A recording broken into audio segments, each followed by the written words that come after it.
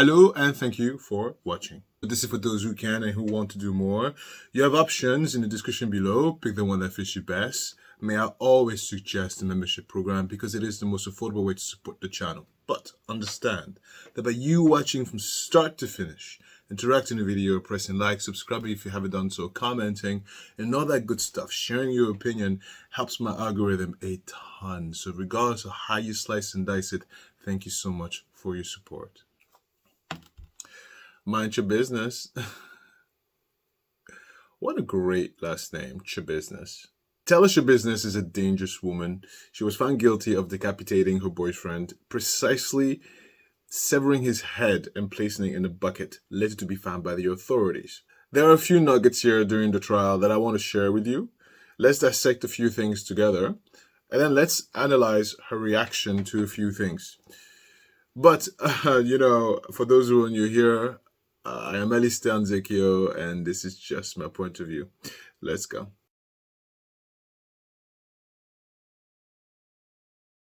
Shocking video shows an accused murderer lash out at her defense attorney as a judge agrees to push back her upcoming trial. You went off on your attorney, Taylor. You went crazy on your attorney. Yeah, it was certainly an attack, and I've been in so many courtrooms and so many cases, and this is the first time I've really seen a defendant physically go after their own attorney. Court video shows Taylor Schabusiness lunge at defense attorney Quinn Jolly before she's restrained by a sheriff's deputy. It happened in Green Bay, Wisconsin on February 14th. 25-year-old Schabusiness appeared in Brown County Court for a competency hearing. Schabusiness, who is accused of murdering and dismembering her lover, 24-year-old Shad Thyrion, last year, was set to go to trial next month. But at the competency hearing, her attorney asked Judge Thomas Walsh for 2 more weeks, hoping a defense expert could testify about Schabusiness's mental status. When the judge ruled Schabusiness's trial could be pushed back to May, she physically attacked her attorney. And the judge was basically looking at a future date, and then all of a sudden, that's when she got up and attacked her attorney. Video shows Schabusiness sitting with her hands in her lap before abruptly standing up and attacking her attorney. After that, a Brown County Sheriff's deputy breaks up the fight and works to restrain her. He continues to wrestle Schabusiness to the ground before the courtroom is evacuated. About 1 minute into the struggle, another sheriff's deputy rushes into the courtroom to help in the restraining of Schabusiness. A third sheriff's deputy rushes in seconds later as additional backup.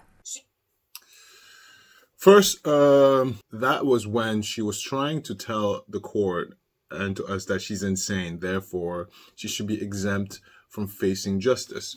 But the reason why I wanted to start with this particular segment is because there's a big misconception that a lot of criminals may have when it comes to the insanity plea. It's hard to prove, it's a hard defense, and also criminals, even if you were found, insane, you don't go home. You go to where the real crazy people go and you get medicated. You think you just go home.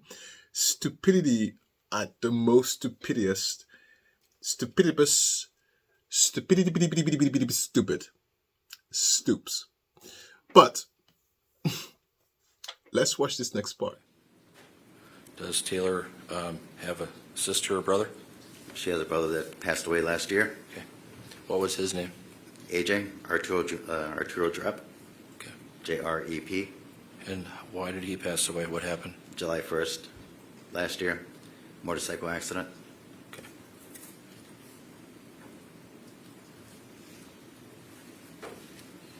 When you were living in Illinois with your daughter, Taylor Schabusiness, was she ever brought to a hospital at all?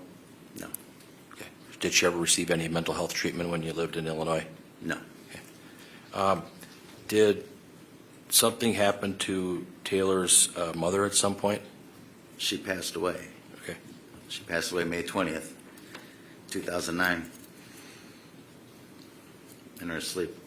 Okay. Did that take a toll on your daughter, Taylor? Well, of course. Okay. Can you tell me a little bit, toll sir? on my son as well and me. Okay. Right. It took a toll on everybody, correct? But yeah. And when her mother passed away in May of 2009, how old was Taylor? 11, probably 11 and a half. Okay. My And- son and daughter were, about 9 and a half, 11 and a half years old. Okay. Did Taylor go to school that day that her mother passed away? I tried to get them to go to school, but they knew something was going on. Okay. They came back. Can you describe a little bit how the death of Taylor's mother took a toll on her or impacted her? Can you give me a little bit of commentary on that? Well, they were pretty young. I mean, obviously, their mom's not around anymore, and Marla was ill, so just I guess they kind of knew what was going on, but it was unexpected. We watched the movie the night before and fell asleep, and I woke up and my wife was already cold, already passed. You found her? She's laying next to me. Okay. And what about the kids? What about Taylor? Did she see her mom in that state? They did not see. No, I did not allow that. Okay. But were the kids in the house? They were upstairs in their bedrooms. Okay. After that occurred, did you see any changes in Taylor's behavior, first of all?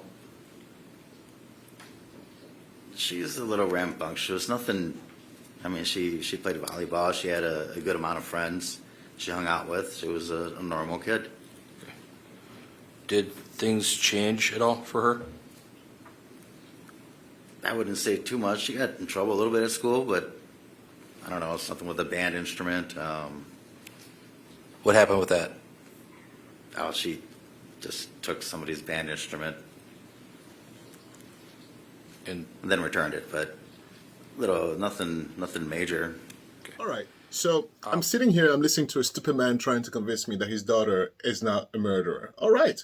So she's not supposed to be a murderer because her mother passed away when she was 11 something years old. It doesn't even matter how old her mother passed away, because you know what?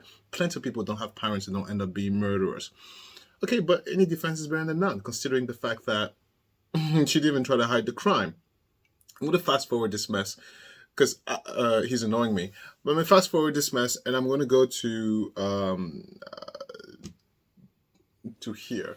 when she was living at your house, sir, on Moraine Way, was she ever experiencing any hallucinations or anything like that? Yeah. Can you tell me about that? Just know that she wasn't in the right frame of mind. She, kind of see things. She'd like to walk around, and we take a walk, cemetery, just right down the street.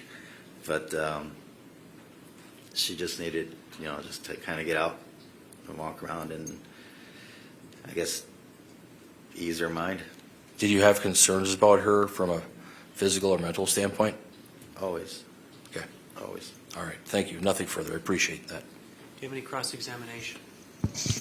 Just briefly, Mr. Coronado, were you aware of whether or not your daughter was employed during the time that she was residing with you on Moraine Way? She was not at the time. At that, no. Do you know anything about her employment history as an adult? Sure. And had she held jobs in the past? Oh yeah. Yeah. Do you know where she worked? She worked for Saputo. She worked a couple of years. Saputo, 3.5 years probably. And is that relatively recently? Prior to her arrest, of course. Yeah, right prior to. And She was doing really well there too until her boyfriend / husband got out of jail. That turned everything upside down. in part because of the methamphetamine use, right? Yep. So Taylor was doing pretty well, and then she started using the drugs. Yep. No further questions. Pretty bad drug too. Anything on that, Mr. Freilich? What was the drug? No, meth, heroin, whatever else. I don't know. Marijuana? Yeah, I don't know. The kid was already doing that shit before, and just a fucking loser, and he got my daughter involved in that shit. Okay. Thank you, sir. Nothing else.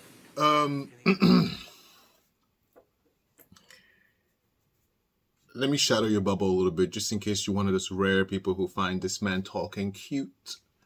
Oh, protecting his daughter. He was found guilty of second-degree sexual assault of who? A minor. A minor. I'm sorry, of a child. Sentenced to 18 years in prison. 12 years in prison, 18 years supervision. This is the father, by the way. Just in case there's always an idiot who thinks a criminal is so attractive and sexy. There's always these idiots. So this is for you idiots. No, this potentially attractive person is a sex offender. And second-degree sexual assault. To give you what that is, what does that mean? What does that mean? What does that mean? Okay. Penetration.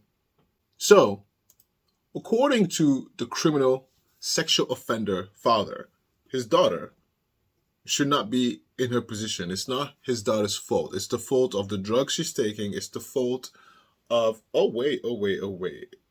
It's the fault of the drugs she's taking. It's the fault of the husband she was dating. It's the fault of the system.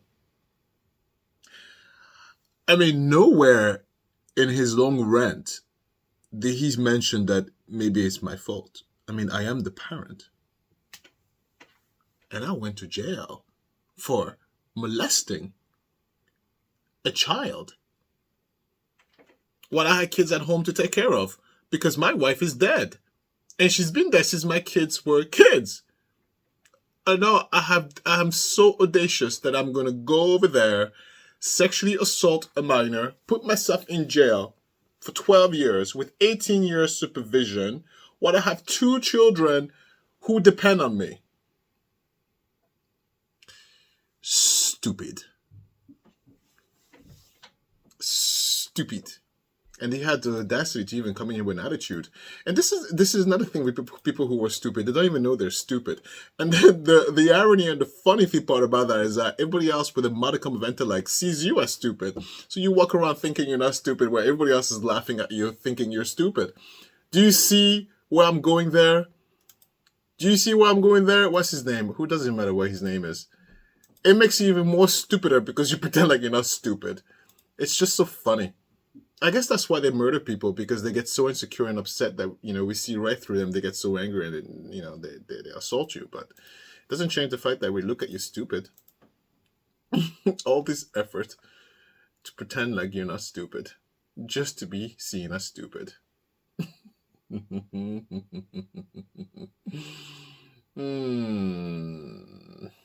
Hey, if you got this far, thank you so much. If you haven't done so, subscribe.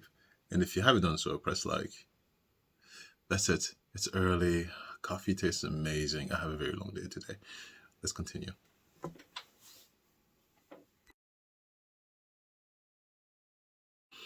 Okay, so she was found to be sane. I want to point out something quite significant. And again, it's I do it, you do it, everybody does it. The people who are somewhat immune to doing it are people who are trained to hide it, right? Maybe FBI agents, CIA agents, people in law enforcement. But the average normal person, and I hate to say it, we're all average, okay? We all do it. I'll point it out. Check this first part.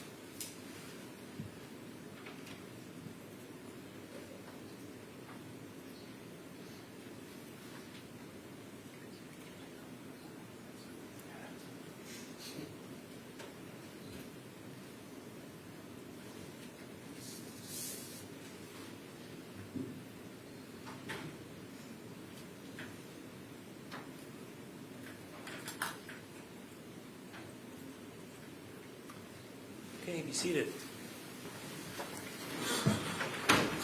You are the foreperson, is that correct? Yeah. If you could hand your verdict to the bailiff.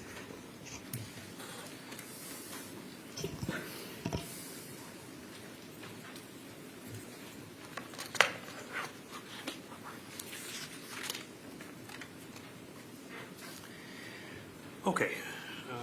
The verdict seems to be in order, and I will read it as follows. Question 1. At the time the crimes were committed, did the defendant have a mental disease or mental defect? Answer, no. There's no answer then for question 2. It is dated this date, July 27, 2023, signed by the foreperson. There were no dissenting jurors. Is there a request by either of the parties? You might be asking yourself, what the hell did I just show you? I'll tell you. When the jury was being pulled, she was being theatrical. She was playing games, laughing, giggling, fidgeting, giving an illusion of unbotheredness, an illusion of I'm not really paying attention, an illusion of I'm not really here. She was still trying to sell her case that she's insane.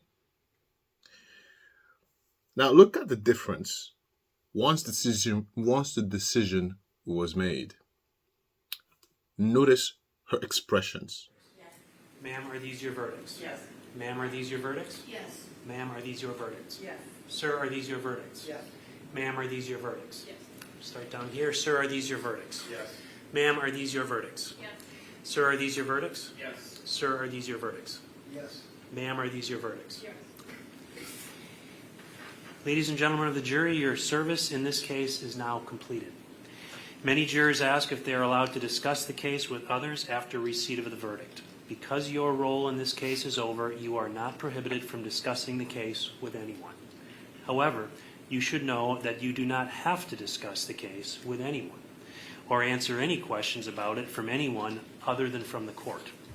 This includes the parties, lawyers, the media, or anyone else. If you do decide to discuss this case with anyone, I would suggest you treat any discussion with a degree of solemnity, such that whatever you do say, you would be willing to say in the presence of your fellow jurors or under oath here in open court in the presence of the parties.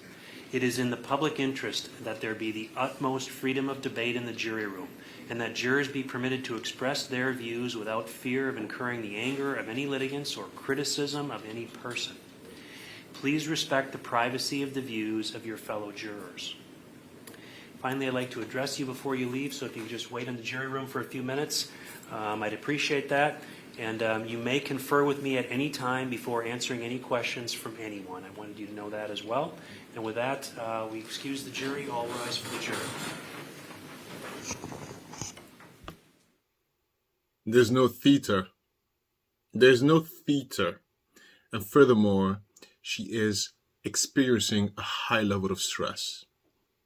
Someone who's insane, number one, doesn't feel that in the same way. Truly insane. How is she experiencing a high level of stress? She gulped 2 times. I pointed out. I'll do any editing, please. She gulped 2 times. This is the first time when she gulped. This is the second time when she gulped. And here she is. Or maybe I'm going too fast. And here she is taking a sip of water to quench her drowned out mouth. That's a stress response. Her breathing is also increased. Listen, I sell fitness for a living, and I am trained and I'm experienced. Actually, it's required of me to be able to see potential dangers when it comes to high stress response, because a stress response can lead to some serious business. So as a professional, I need to be able to detect when someone may be experiencing stress without them even knowing they're experiencing stress. I am trained to read the body like that. And all I see in this particular moment is someone who is uncomfortable. There is a stress response. She may not even realize it, but I see it. And that, my friends, tell me everything I need to know in terms of her mental state. It's all an act. It was all an act. If you've seen this trial, she was acting a fool from start to finish. It was all an act because she wanted to show you that she's insane. No. No, no, no, no, no, no, no, no, no, no, no. But enough about that. Move on to the next segment. Oh, Schabusiness. Mind your business. Hi, my business. Hi, Shabit. I gotta say, what an interesting last name. I mean, wow. What's your name? Mind your business. Oh, my Lord. None of it's your business. Sorry, next segment. I basically just wanted to say that there's no excuse for what you've done. I don't care if it's drugs or upbringing, you know. We all go through hard times growing up, at least the majority of us have. You have the opportunity to change that. You have the opportunity to, see that you have a problem. There's, I've been in recovery a little over 3 years in AA. I drank for 41 years. I realized I had a problem. So there's just, basically to me, you took the easy way out. It's you did the most cowardly, weakest things that you could do possible. You meet a person in school, you say he's your friend, you become friends, you become girlfriend, boyfriend, lovers, gain his trust of an innocent person that's very kind, would do anything for you. And I believe you used that and you had this plan and took your opportunity when you did. There's no excuse, I don't see it no other way. To take advantage of someone's kindness like that, that's like the most irritating thing for me. You get to know somebody and they trust you, and then you do that. You say, and then you say that you're a friend, you're his friend. You said that in the statements. It's like, man. But I walked into a program and it's free. You can go get help and it's free. All over the place there's help. And it doesn't cost a dime, It's either, and the first thing they tell you in there, you want to continue doing what you're doing. It's going to be jails, institution, or death. And you chose that path, and you chose the wrong path. They sit here talking about being rehabilitated. Is Shad's mother going to ever rehabilitate from this? No, but you can go to an institution, you can go to prison and try to be rehabilitated, but I don't see no reason why you'd have parole after the doctor had just mentioned once you have so much damage that it's irreversible. So why would don't make no sense to me even to have the option of parole to come back and to gain someone's trust like that again. Because that is like the lowest thing a person can do. You know what I mean? I just don't understand that. And the biggest thing is, like I said, the help is free and it's there. You chose not to take, I'm sure you knew you had a problem, You can't blame it on childhood. There's help out there. And if you take the path to go get the help, you wouldn't be in this situation right now. None of us would be in this situation. But to take the cowardly path that you did and to make other people suffer because you were suffering is pretty shitty. So that name, Taylor Schabusiness, fits you well. And I'm not a praying man, but after Judge Walsh's sentences today, I will pray that you meet the same fate as your idealistic Jeffrey Dahmer. So have a good life, Schabusiness.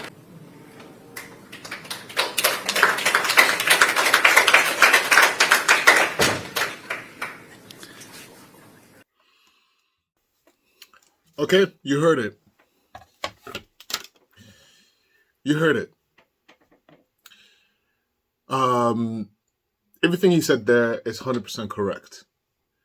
Help is available, and help is free most of the time. The basic help to get yourself at least unhooked of these drugs. But something significant that the uncle said. I don't know if it's the uncle on the mother's side or on the brother's side, but I believe it's or the father's side. I believe it's the uncle on the father's side. This is the brother of the sex offender person we just saw earlier.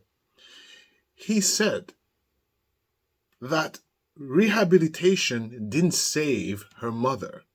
In other words, her mom most likely died of drugs. This is a girl who was born in a family of substance abusers to the point where one parent passed away from him, allegedly. The father is a convicted sexual offender, penetrated minors, children, all right? The uncle is an alcoholic. What do you think? Like, what chances these two kids had?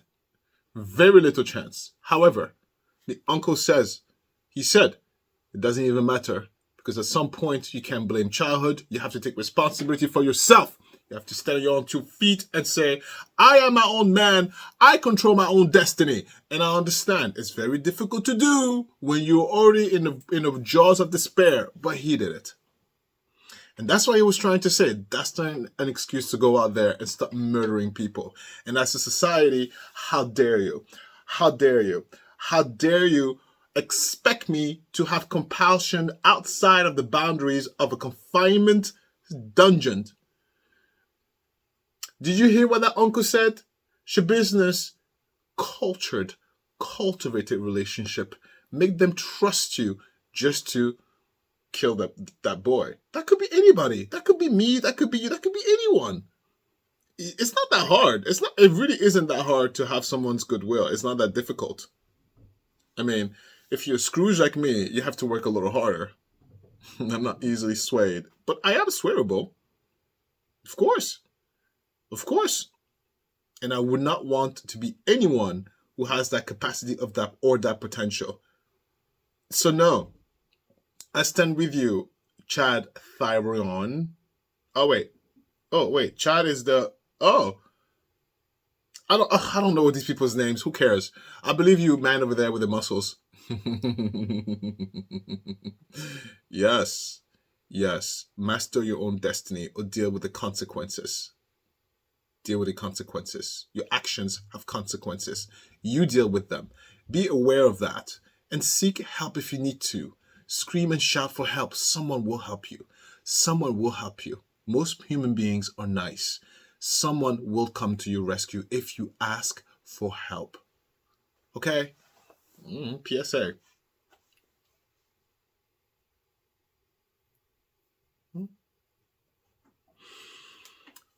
Oh, what a family. So, Ms. Schabusiness, this is your opportunity to address me. If there's anything on your mind you'd like to say before I pass sentence. Ms. Schabusiness. No, there isn't. Okay. Very good. Well then, when passing sentence on cases like this, the court has to consider the factors set forth in State versus Galleon. So I have to consider the gravity of the offense, the character of the defendant, the need to protect the public, as well as other aggravating and mitigating circumstances, including rehabilitative needs and punishment and deterrence, and then craft a sentence in each case that's appropriate. In this case, when I consider the defendant's character, I can say that over the course of this case, I've learned a great deal about you, Ms. Schabusiness. First of all, you were born in Chicago, lived there until you were about age 10, or 12 rather. You seem to have had a stable childhood. You were loved by your mother and your father and your brother. And unfortunately, your mother passed away when you were 12, your brother passed away in a vehicle accident, and your dad's incarcerated. But I'm confident that all three of them probably still love you very much. What a nice judge. The judge is nice. The judge has a nice essence about him. What a nice judge. What a nice judge. Just a nice person. Nice people exist. Better man than me, though. Oh, Schabusiness. I would have given you the business. What a nice judge. You're loved. Like, no, your father doesn't love you. Her father doesn't love her. Okay? Because if a father loved her, he wouldn't be a sex offender penetrating children. If a father loved her, he wouldn't be put in jail for 12 years for doing the crime that he did. Her father's employment was transferred to Green Bay when she was about 12 years old, and hence began the contact Ms. Schabusiness had with this community. She attended Bayport High School. At about 16, she moved to Texas to live with her grandfather. She graduated from high school in Cotulla, Texas, and eventually came back to Green Bay because she missed her father and her brother, which again doesn't surprise me any because, as I've indicated, I think they both love her very much. She's worked in this community. I read over the pre-sentence investigation report that I ordered, and that outlines some work experience that she has, and I think that's a favorable character trait because, quite frankly, not everyone that lives in this community does work, and I think it indicates someone who wants to get out and support themselves and not make anybody else do it. But that reflects on character. She has a limited court record. Certainly we have pretty much the entire extent of her criminal record in front of us here today. But it's a limited record that reflects on character. She's got a family who cares about her. And although sometimes I think people take that for granted, if you sit in this courtroom long enough, you'll realize that you should never take your family for granted because so many people come in sitting in that chair in an orange jumpsuit and have absolutely no one who will come in and say, I'm with her. And that takes a little bit of fortitude to come in and do that. And frankly, today she's got... Again, look, he's a nice judge. He's a nice judge. But I have my opinion. Just because you're nice does not mean I have to agree with everything you have to say. No, I disagree, Judge. Again, I disagree. If your family member is toxic, cut them off. If your family member is a toxic piece of poop, cut them off. You don't blindly follow people off the cliff. Do you understand me? You'll be doing yourself a disservice if it's my father, it's my mother, I must. No, you tell your father and your mother if they're toxic to have 1,000 million seats. This is bad advice. All right. I like the judge though, but he's a nice person. But I disagree again. But let's listen.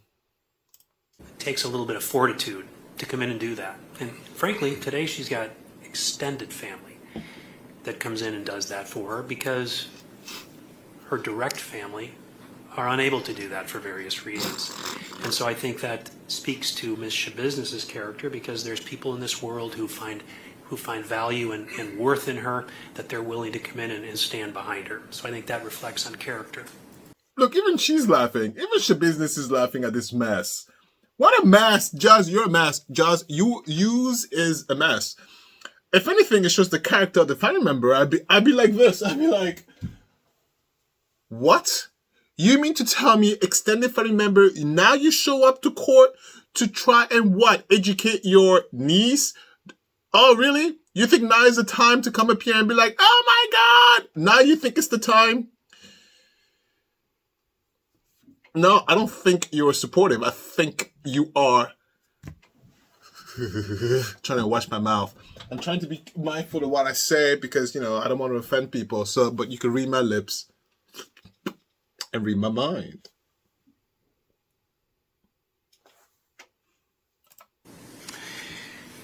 I'm cognizant of the fact that she began using drugs at a very young age. Marijuana at age 12, cocaine at around 18, and methamphetamine at around 18 as well. And we've heard a lot of testimony about drug usage. And, I don't have any doubt that has an impact on how people conduct their lives and behave from moment to moment. Yeah, she had those drugs because mom and dad was doing them, allegedly. But please. So the parents that said I love her, have several seats, Judge. I like you, but I disagree with you. 1,000 millions of percentages. But quite frankly, as far as this incident and these events go, I think I've spoken to this already in prior hearings, but the fact of the matter is, when I watched the interview with law enforcement shortly after these events, I observed someone who was lucid, understanding what was going on, was tracking what was being asked of her. Oh, yeah. Answers were tracking. Everything seemed to be together at that moment. I don't really see the influence of drugs now. It doesn't mean it's not there, but I didn't see it in that interview, which is the most close proximity to the events of this night that we have, is that interview. And right then and there, she seemed to be very lucid in what she was doing. But I don't doubt, but there's a long history of drug use, serious drug use. Methamphetamine is a plague in this community, and it seeped into this case as well. And it's something that we have to constantly fight against. It's not a battle that the system wins often, but we're making some headway. And every little step we take is perhaps one life that can be saved as a result of that drug coming into this community. But it's a big problem, and it is in this case. I've heard about Ms. Schabusiness's mental health history. I've read stacks and stacks of mental health records that have come in as recently as a few days ago. And I read them over, which allowed me to learn even more about Ms. Schabusiness and about her character and who she is as a person. I've heard about her son who lives in Texas, and I'm absolutely convinced that she loves her son. And I'm going to say more about that in a minute, but that's a piece of who she is because she's a mom. And I think that is a title that is a precious title, and it's an important title. I'm also convinced that a person comes into this court with their life up to that point in time as a demonstration of their character. What kind of a person are they? What do they bring to the table as a member of the human community? Not just this community, but as a community, the human community as a whole. Thank you. What does she bring? What does she bring? One thing I agree with you, Judge. Everything else is trash. And there are some things about Ms. Schabusiness that speak well of that.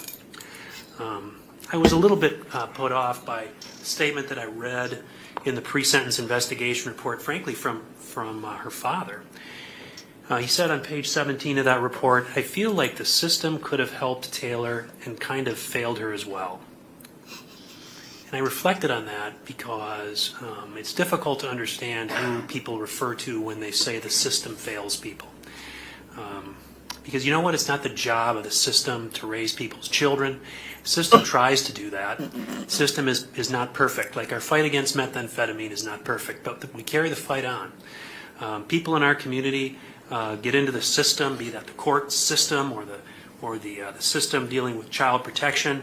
Really, I think what they're referring to, I don't know, but it seems to be the government. The government needs to come in and do more to take care of people who have gone astray. And I'm not sure that that's the case. Nonetheless, attempts are made. Attempts are being made in this courthouse every day. And to suggest that somehow it's the system that failed. It always surprises me a little bit when people come into court.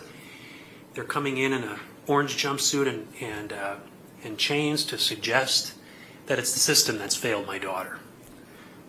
There's a certain irony in that. There really is.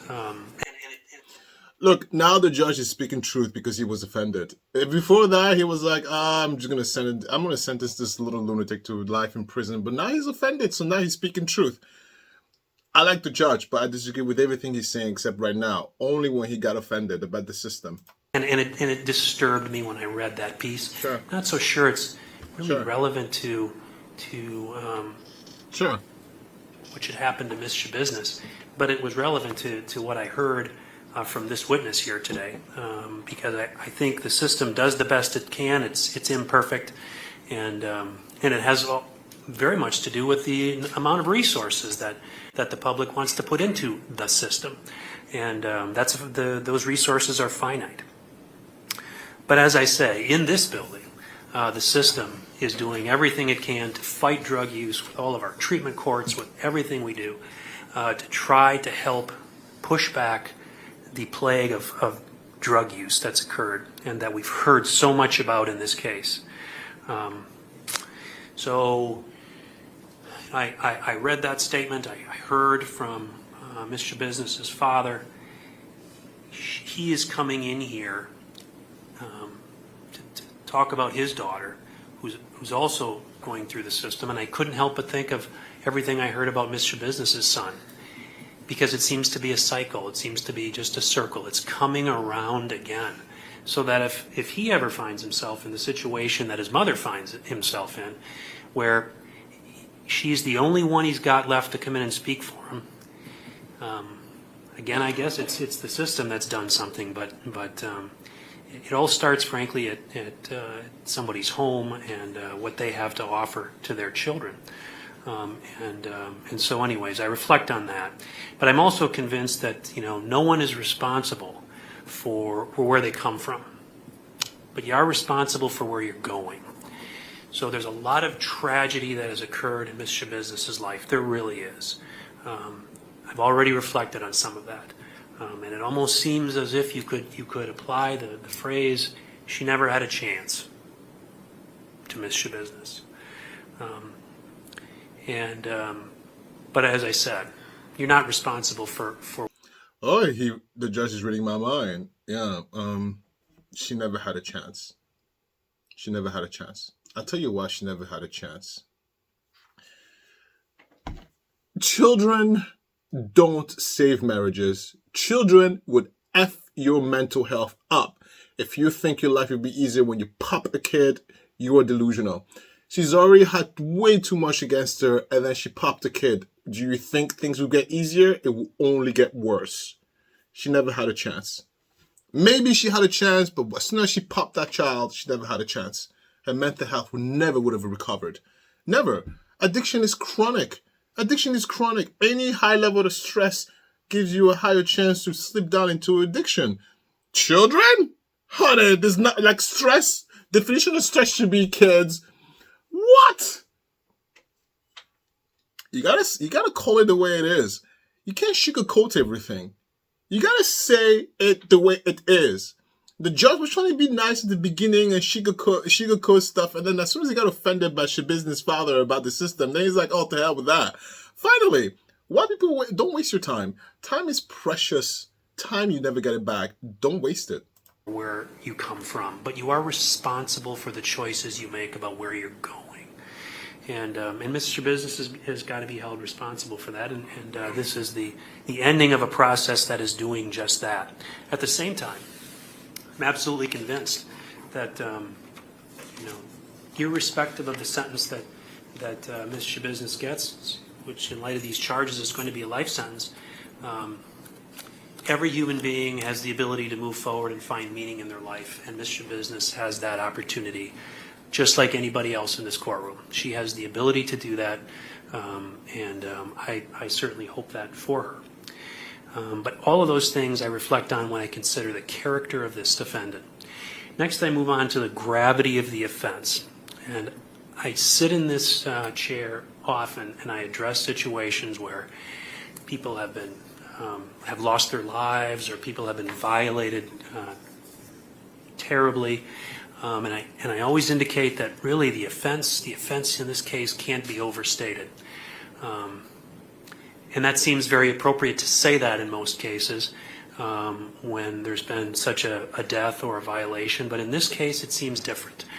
In this case, you seem to run out of superlatives when describing what happened in this case. You really do. The list of superlatives don't seem to measure up to what you see and what you hear about. And what we heard about in the trial.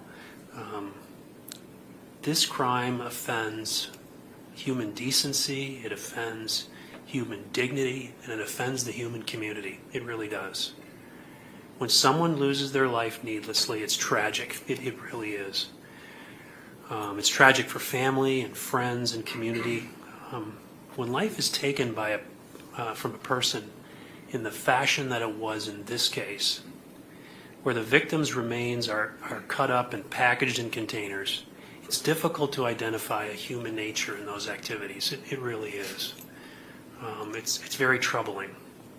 It's difficult to recognize the general belonging that most people have for their community. it's difficult to recognize community in anything that happened in this case. This is a small community that we live in, where the web of relationships almost encompass everyone who lives here, such that people look out for each other and care when something bad happens to one of our members. And in a broader sense, the community we exist in is the human community, as I've reflected on, and these actions are foreign to all of that community, and they shock the community beyond the ability to adequately express in words. They really do. And that's the gravity of this offense. That is the gravity of this offense. There aren't superlatives for it. There aren't really words for it. You can get a sense of it. You can get a sense of it and a feel for it, but there's no really way to express the gravity of this offense. So the need to protect the public is an important factor the court needs to struggle with as well. And in light of what I've just indicated, I think it's plain that there is a need to protect the public in this case. As I said, this behavior seems so removed from the human community as to be unpredictable. It really is. And in a place where this kind of an offense, kind of actions, kind of a crime is possible, with no advanced warning signs, and absolutely anything's possible then. Where this kind of a thing is possible, absolutely anything is possible. And from that, the public needs protection. They really do. I've outlined, what I think are aggravating circumstances in this case. There are mitigating circumstances, as I've said. There's things about Ms. Schabusiness regarding her upbringing and what brought her here, the struggles she's had with some mental health issues, and struggling perhaps in the context of those issues with a family who wasn't always as present as they could have been. Those are mitigating sets of circumstances. But all of those things weigh into what this court has to address. So when I consider what is an appropriate sentence, first, I think the law requires that I at least look at least for some of these cases, take a look at probationary sentences. Those aren't appropriate. They would diminish the severity of the offense. But at this time, given all the factors that I have to consider, it's the decision of this court and the judgment of the law that Ms. Schabusiness be sentenced as follows. As to in 22 CF 363, count 1, that's the first degree intentional homicide as a repeater. It's a Class A felony. I'm going to impose life imprisonment without the possibility of extended supervision. I believe that's appropriate in light of the findings that I've already made.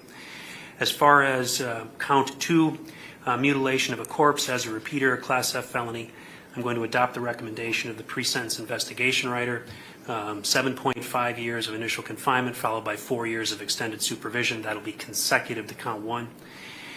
As far as count 3, third degree sexual assault as a repeater, Class G felony, I'm going to impose 3 years of initial confinement followed by 4 years of extended supervision. That will be consecutive to count 2 and count 1. As far as the revocation cases, I'm going to impose 1 year of incarceration on each of those counts. Those will run concurrent to the other offenses. I've reviewed, as I've indicated, reviewed both of the pre-sentence investigation reports. There's certainly valuable things in them. I'm going to, as conditions of supervision, I'm going to require no contact with the victim's family, maintain absolute sobriety, complete SOT assessment and treatment follow-through, obtain and maintain full-time employment. To the extent there's ever supervision, GPS monitoring. I'm going to require an AOD assessment and follow-through, psychological evaluation and follow-through. The recommendations that are contained in the pre-sentence investigation report submitted by the defense indicates or suggests that there be services engaged in for substance abuse and other mental health issues. That's a reasonable suggestion, and I think I've encompassed it in the recommendations that I've made, which is there needs to be a compass evaluation and follow-through with any treatment recommendations that are proposed, but again, an AODA assessment and follow-through and psychological evaluation so that Ms. Schabusiness can get the help that she needs while she serves this sentence. I'm going to order court costs. It's $538 per count. That's a total of $1,614. That'll be the order of the court. I do need to indicate, as I'm required to at sentencing, that now that Ms. Schabusiness is convicted of a felony, she'll lose her right to vote until it's given back to her by the governor or by state law, and she may not possess firearm or wear body armor. Any other record you'd like me to make, Mr. Saunders? No. Mr. Freilich, any other record? Your Honor, the 581 days credit for time served.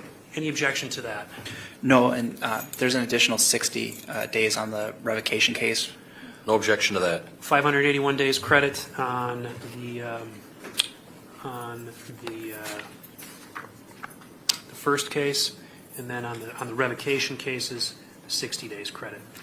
And that'll be the order of the court. Then, Mr. Freilich, you can go over your client's appeal rights with her. Yes, I will. And with that, then, this matter is now concluded. Thank you. Thank you.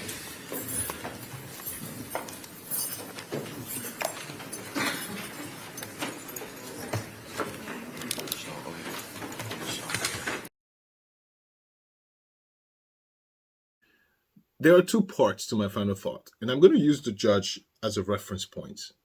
The first part is I want you guys to understand that compassion is a very important part of being human, but compassion has a secret hidden power. It's a lot more so for you. It is to help taper, tender, caress, cater to your mental health. It allows you to let things go and move on. Compassion also has a double standard. You can't just give it freely, and it cannot be all-encompassing. It has to be relative. Every action, every reaction needs to have compassion and tolerance. They do.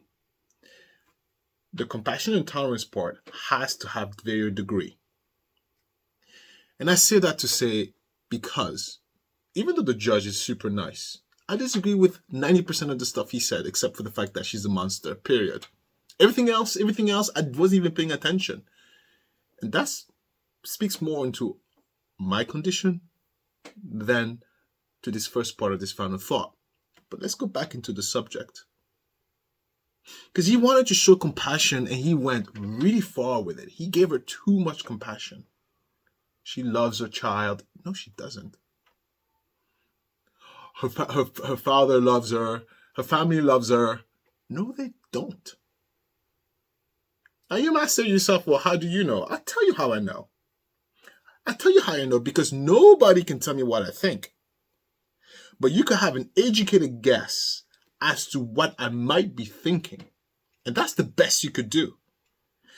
And to have proper educated guessing power, you got to have a really good critical thinking brain and be educated. I expect the judge to have those skills. I tell you why Schabusiness doesn't like her child. If she did, she would have thought a little bit longer before she committed the crime. That's all I need to know. I don't need to know anything. That's it.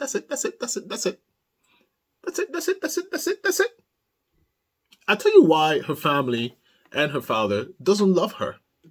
I'll tell you why. Now they show up in masses in droves to show support. Now they show up in masses in droves to give her the help she needs. Now you want to prove to me that you're acting. Timing is everything. Judge someone's personality through their actions. Not through what they tell you. Not at all. But wait. Through the body of work of their cumulative actions. Nobody told you that, right? But I'm telling you right now. One action is not enough. How consistent is that action? For how long? How often? How many times? That's how you judge someone. That's how you make the best educated guess. The judge even said, I don't see any criminal record here. Oh, you don't? Oh, you don't? Because she wasn't caught. Because she was slick. That's why you didn't see any court cases and whatnot. Because if you combine her attitude, the way she did that, Combine that with her family history, her environment. Combine that with her lack of criminal records. It doesn't show you she's a good girl. It shows you she got away with it. That's the educated guess. So as I'm sitting here listening to the judge talk and be inappropriate with his compassion, I lose interest. Now let's go to the second part of my final thought, and that has to do with what the judge says, is that everybody has the ability to create meaning in their life. And it's true. And I think people forget that fact. And do you want to know why? Because life is hard. And I think a lot of times when you find yourself working so hard and not getting what you think you deserve, you just give up and you just want things done for you.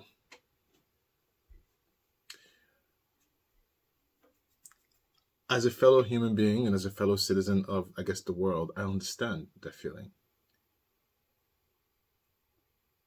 But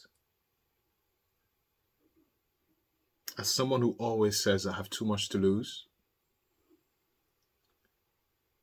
I have to tell you, get up, either keep trying or find something else. It's nobody else's fault. And I tell you why.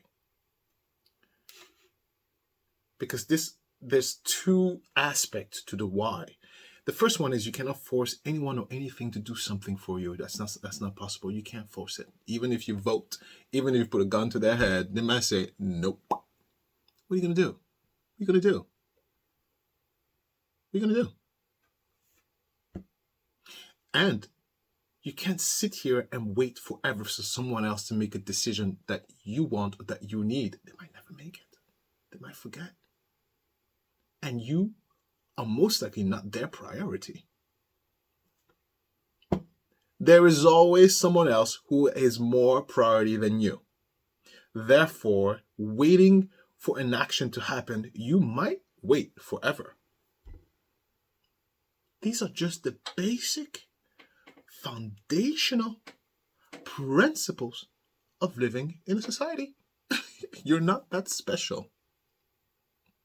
It's a hard reality to hear.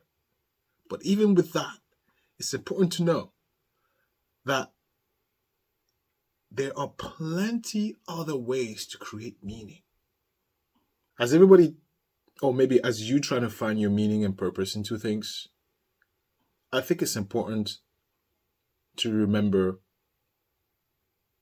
never choose violence.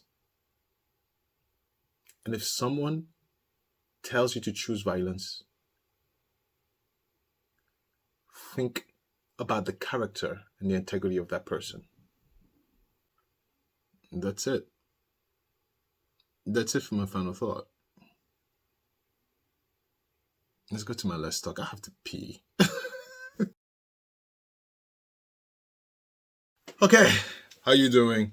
If you are at my last talk, that means you've got it to the end. Thank you so much. Please press like and of course subscribe if you haven't done so.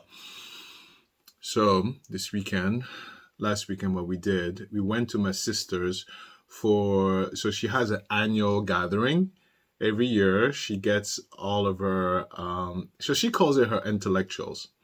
It's people that she collected.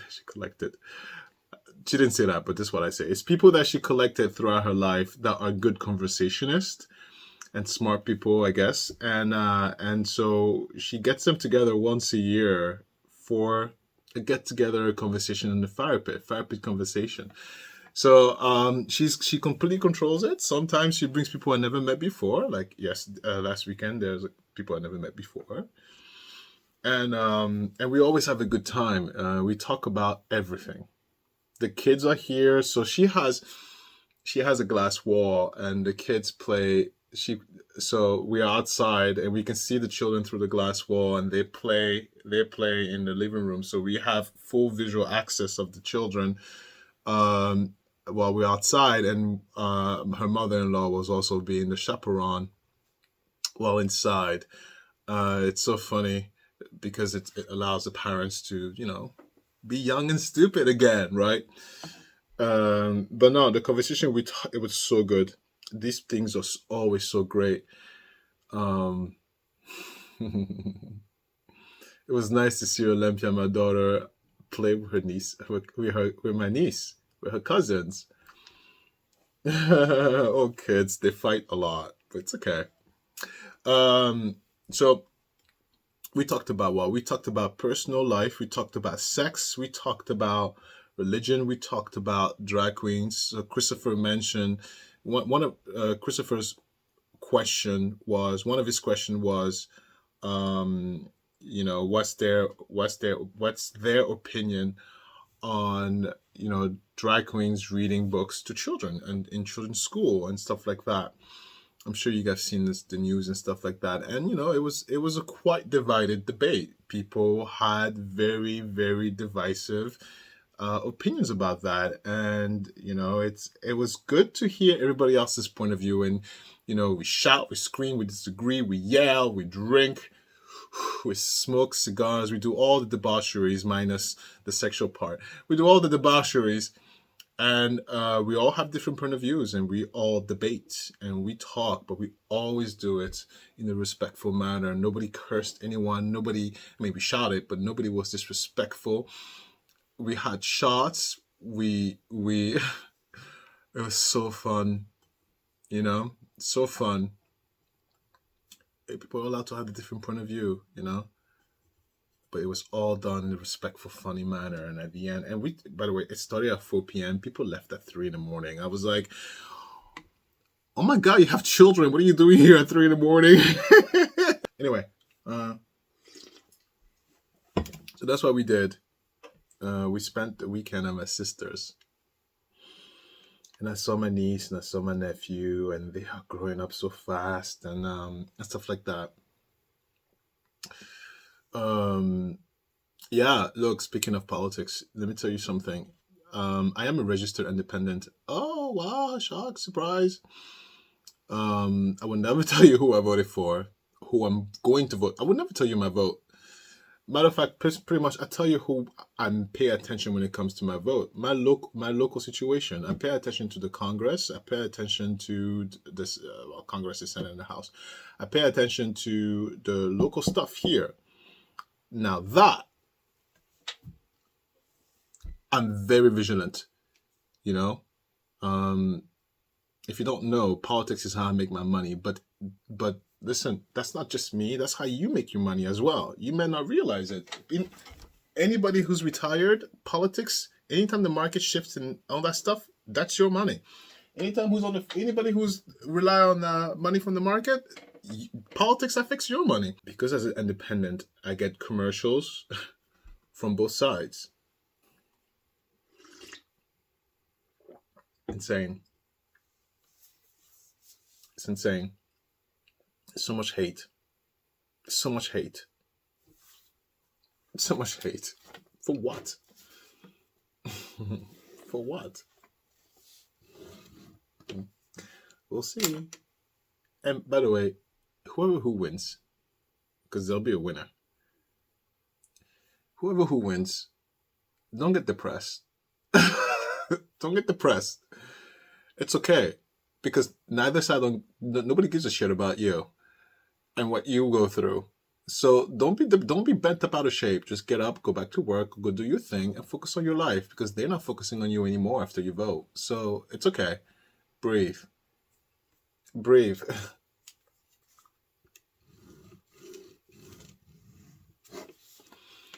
Am I going to edit that out? Probably not. Because I have to go. Because I don't have the time. And also, I'm so tired of editing things out. I really am. I'm exhausted. I'm tired of editing things out.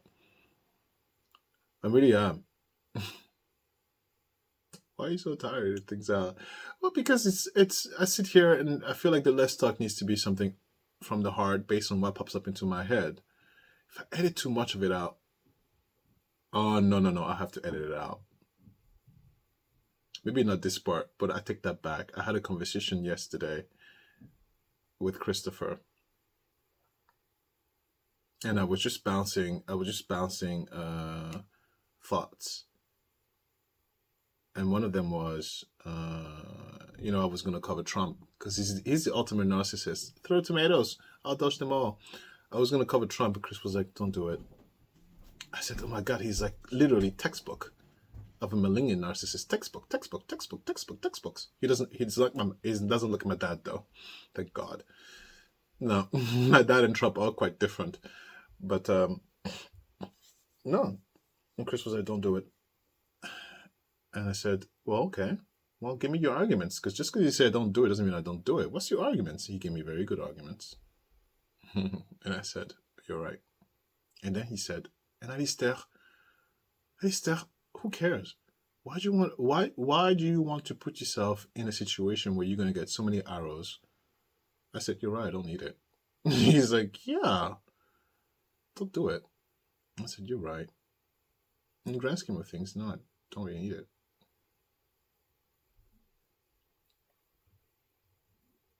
Oh my God, I just saw something ridiculous on my phone. So Christopher just sent me an article really quickly, and it came up on the header on my phone that apparently shouting at your kids is just as bad as sexual abuse. I said, really? Oh my God. Who's the doctor? Where's the science of it? It's stuff like that is stupid shit like that too that the other side also throws at you. Like, what? No.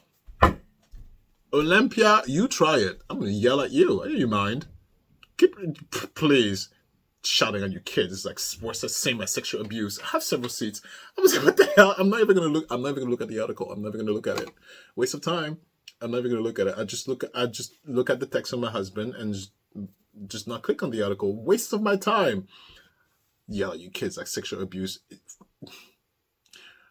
What the fuck?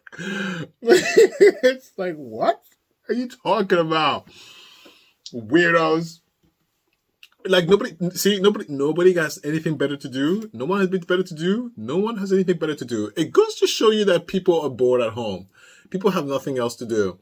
They sit here and read articles about stupidity like that and then create a stir. But like, really, of all the stuff we could research, scientists, this is what you're going to research? Is yelling at your kids the same as sexual abuse? Really? Of all the stuff we have to research, this is the one you pick? Speaks volume of where we are as a society. It does. But it's okay. I'll tell you another harsh reality that my mom and I were discussing.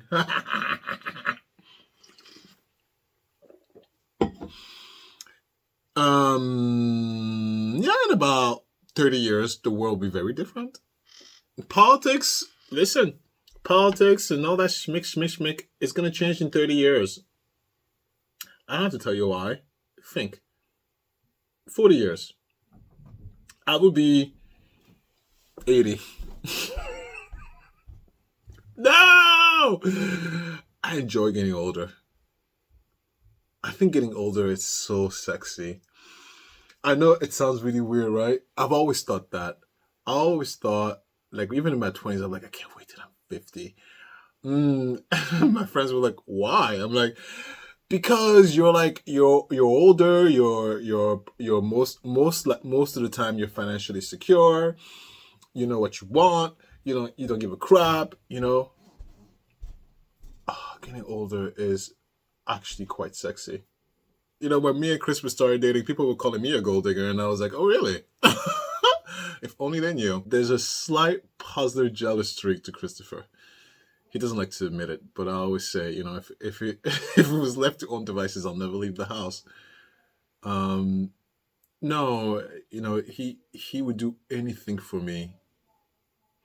I know that. I never abused it. No. Never abused it. Matter of fact, he tells me, he's like, you could tell me stuff. You could ask me to do stuff. I don't like to use it. Because I don't like to use it. I feel like once I know that, I have to be extra careful as to when I use it. Because then, it's precious. It's so precious when someone is willing to give you the world. It's so precious. No, I save it in a little box until I need to use it. But, I'm like, it's like, yeah. Look at me talking about my man again.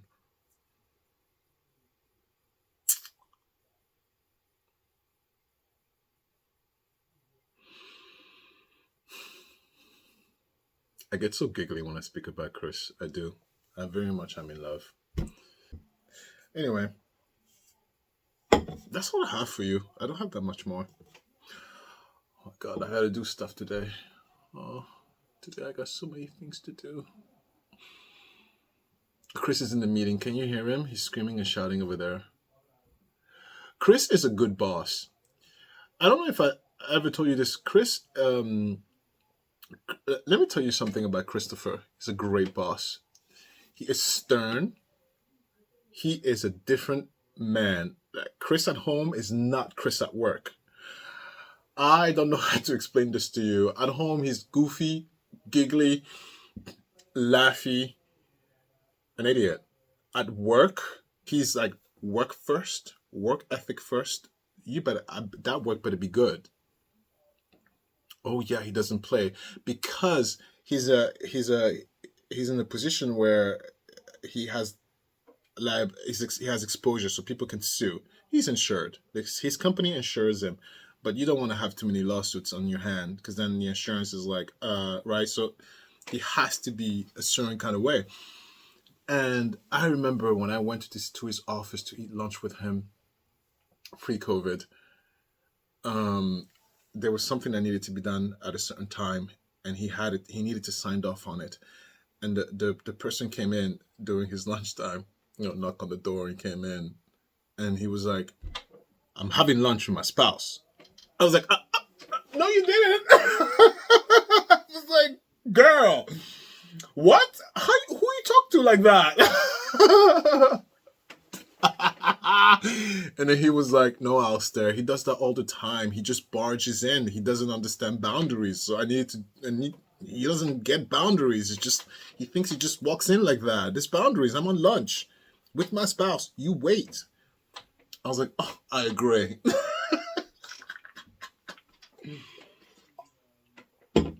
But the way he said it, though, and he has his own office, own little thing.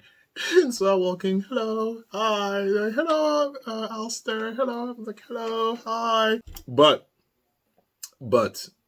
let me tell you why he's a great boss. Because everybody there in that office, he takes care.